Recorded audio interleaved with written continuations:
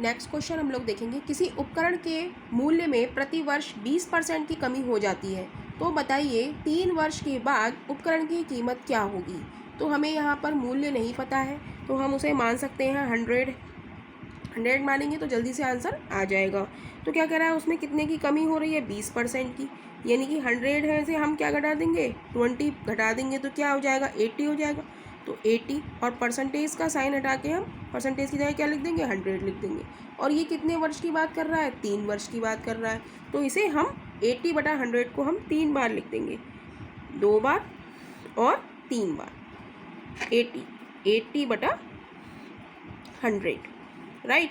1 0 2 0, 1 0 2 0, फिर 1 0 दूसरा 0, फिर ये 2 0 से ये गए 100, तो बचा हमारे पास क्या, 8 क्रॉस 8 क्रॉस 8 अपॉन 10।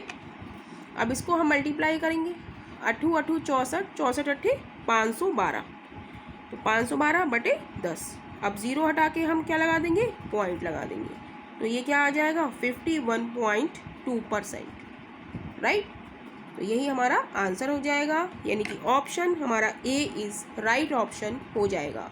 तो क्या किया हमने, किसी उपकरण के मूल्य में प्रतिवर्ष 20% की कमी हो रही है, तो हमें मूल्य उसका नहीं पता है, तो हम क्या मान लेंगे, 100 मान लेंगे।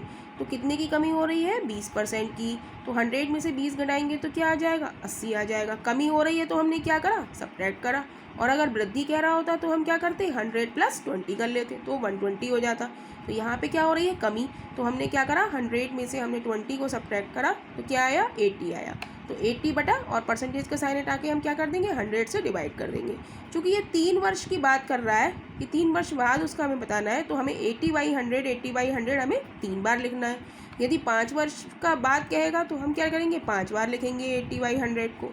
2 वर्ष की बात करेगा तो हम केवल 2 बार लिखेंगे 80/100 80/100, राइट। तो अब इसको हमने सॉल्व कर लिया, तो सब 0 हमने काट दिए, तो हमारे पास बचा 8 क्रॉस 8 क्रॉस 8 अपॉन 10।